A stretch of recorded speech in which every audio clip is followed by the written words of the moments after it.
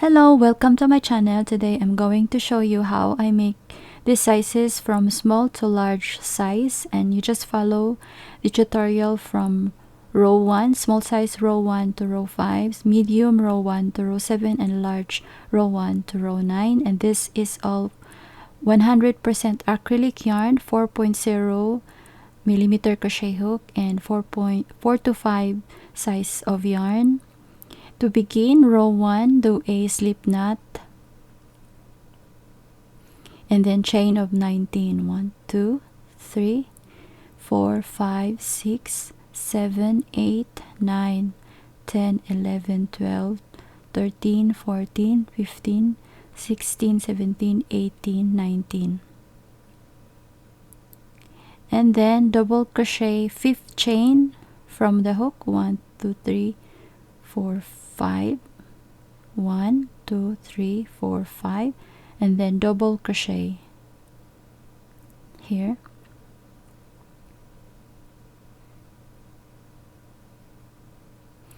And then double crochet in the next following stitch or chain, except for the last stitch or the last chain.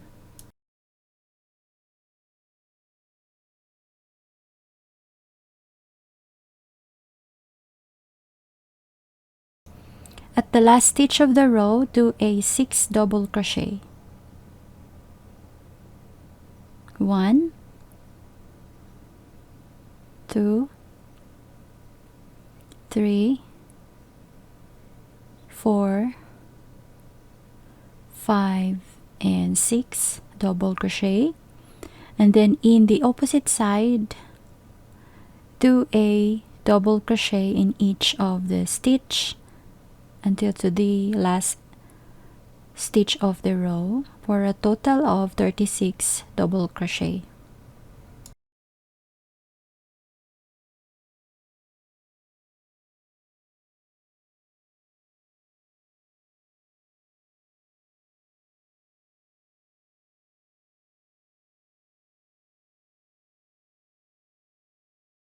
If you are confused with the number, you can count the number of stitches.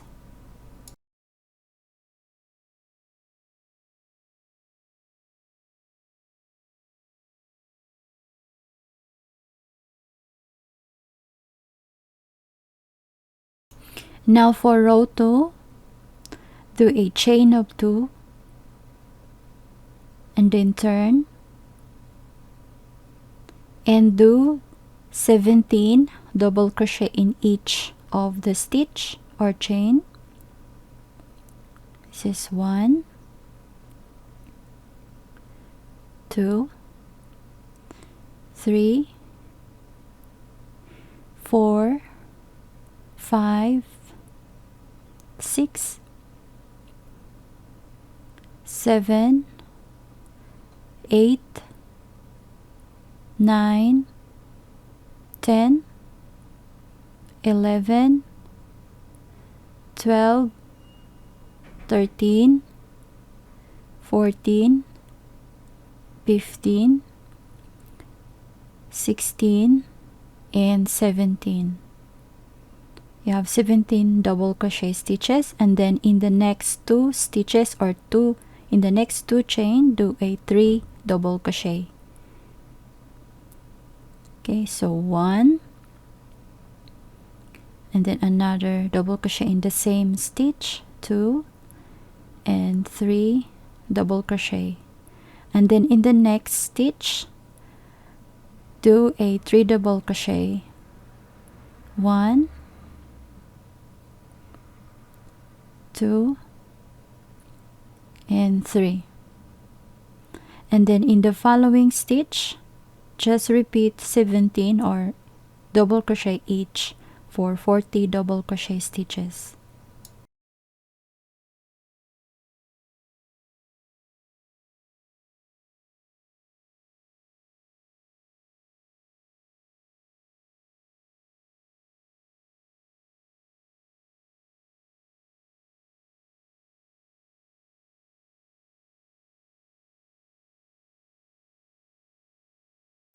Again, if you are confused, you can count the stitches.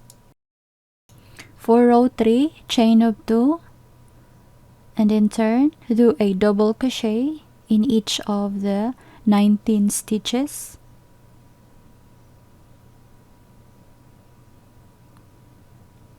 Four, 5, 6, 7, 8, 9, 10, 11, 12, 13, 14, 15, 16, 17, 18, and 19.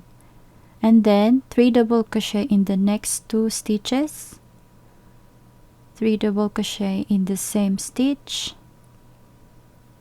and then in the next stitch do a 3 double crochet, and double crochet in the next 19 stitches for 44 double crochet. Round 4, chain 2, turn, double crochet in the next 21 stitches,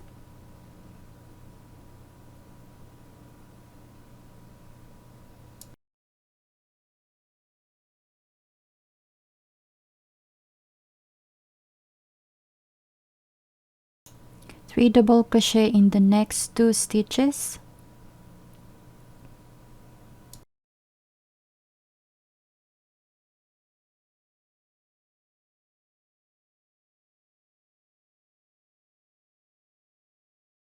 then double crochet in the next 21 stitches. Now for round 5, chain of 2, turn, and then double crochet in the next 23 stitches,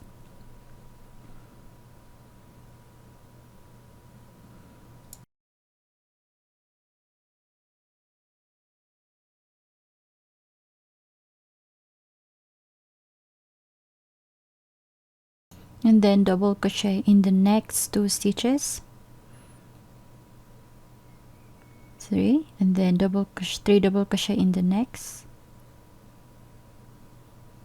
and then double crochet in the next 23 stitches.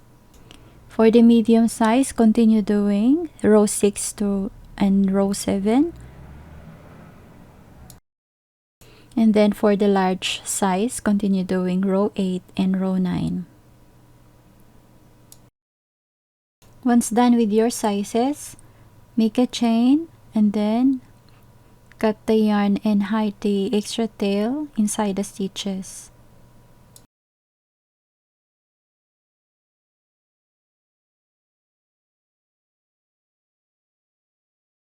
Now let's make the outline of the bra cup. Make a slip knot and then insert your hook in the first stitch here, not on the double crochet here.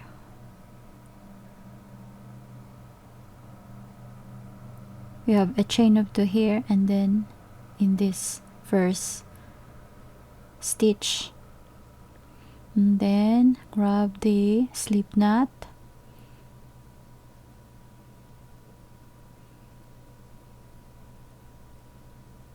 pull through, and then make a chain,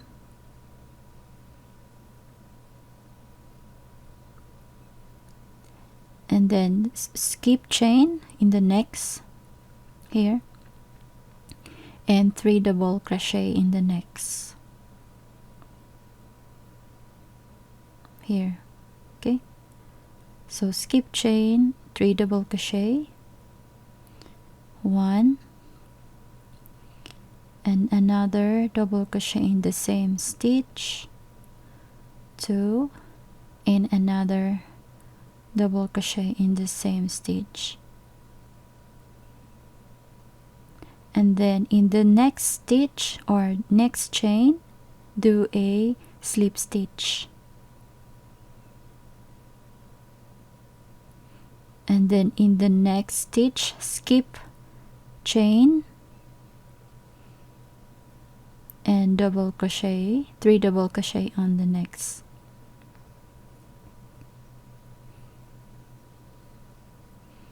1,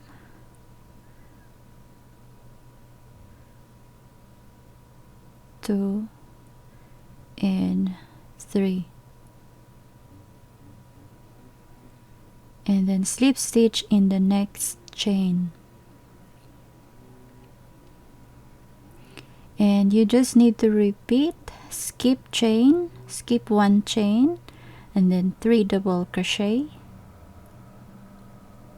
and then slip stitch in the next.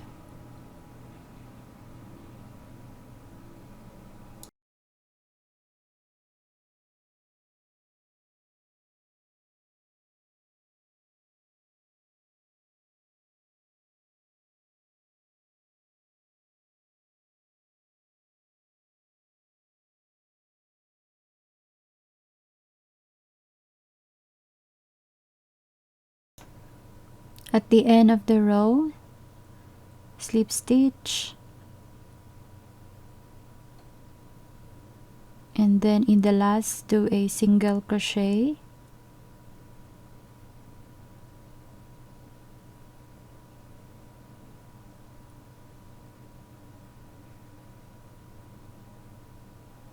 and then chain and cut the yarn.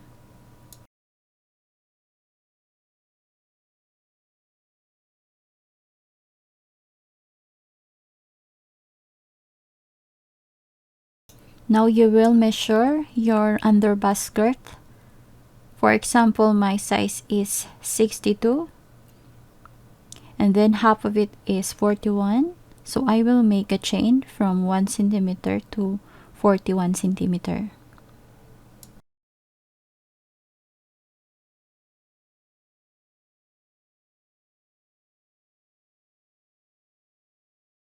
The additional centimeter continue doing on the bra cup here. This is the front side.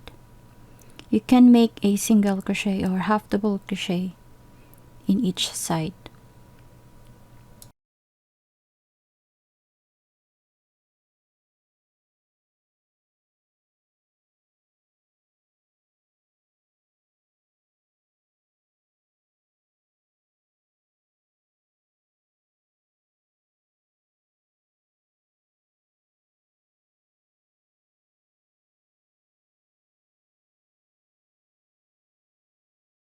When you are at the last stitch of the row, continue doing on the other side of the cup.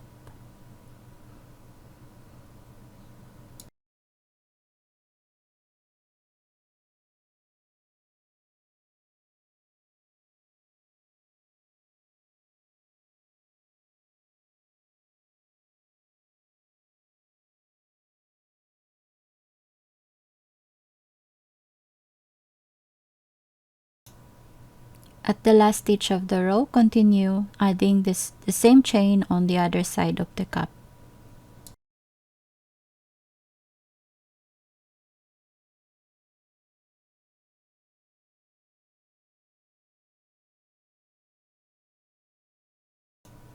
When you reach to the last stitch or the last chain, make a chain and then half double crochet in each of the chain or stitch,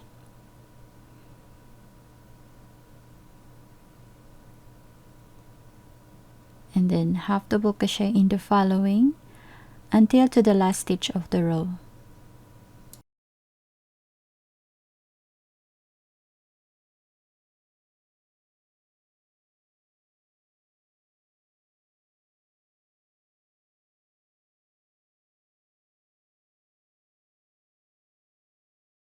At the last stitch of the row, repeat chain 1 and then make 5 more rows or 5 more times of half double crochet back and forth.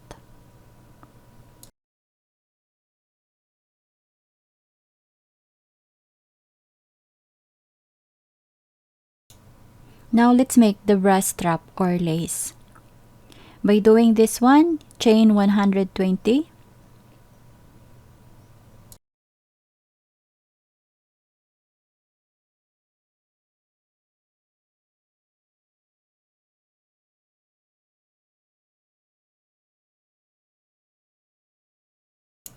Double crochet third chain from the hook, 1, 2, and 3.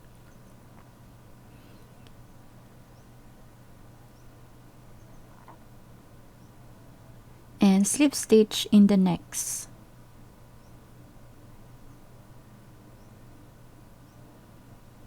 Double crochet in the next stitch,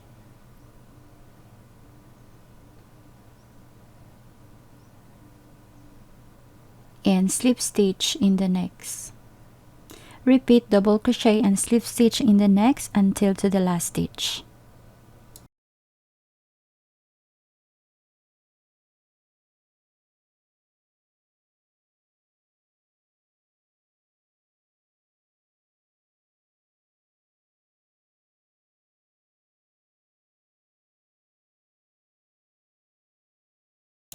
When you're done with the 2 straps, insert your hook in the 2 stitches in the middle, here and then in here.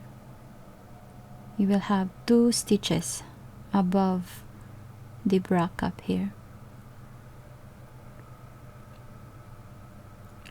Insert the first stitch and then make a slip stitch.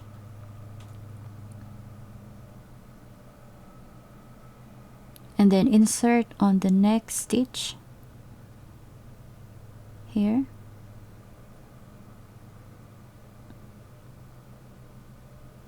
And then insert your hook in the last stitch of the strap here.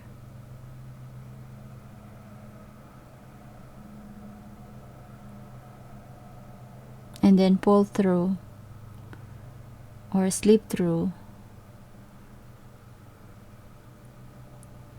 and then make a chain and cut the yarn.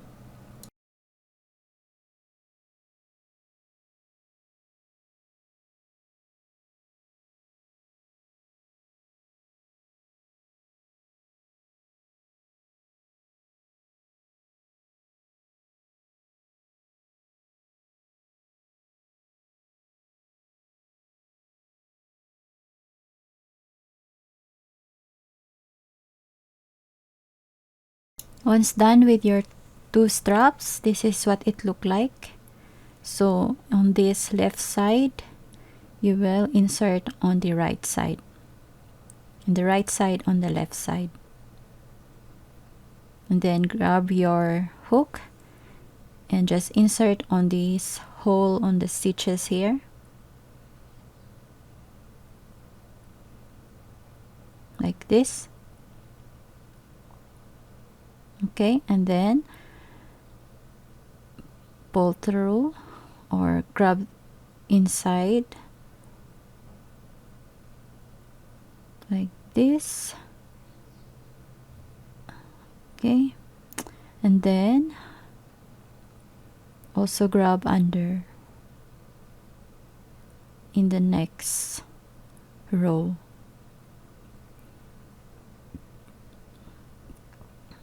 Here.